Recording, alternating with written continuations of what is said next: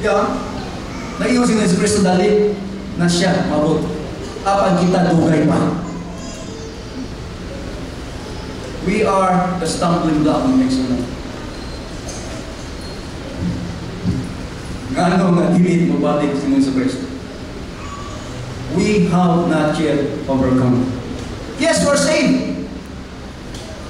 We don't have to argue about that. But in order for Christ to return the second time, we have to overcome. Not just save, overcome. Be victorious over sin. You know, my son, we cannot live a sinless life. Every cell or body has the virus of sin.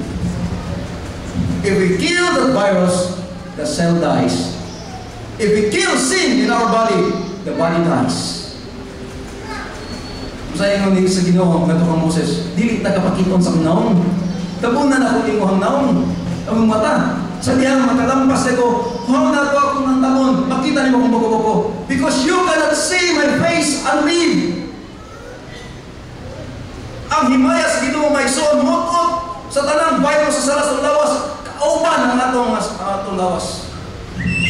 We cannot live a sinless life, but we can live a life that overcomes sin. So nakita natin mga ikson, Apostle Paul says, we have to partake of the life of Christ. That is all. We have to live Christ in our life.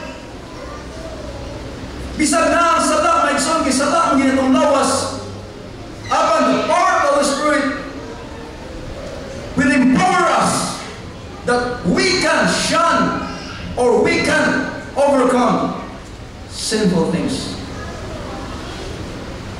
Mike,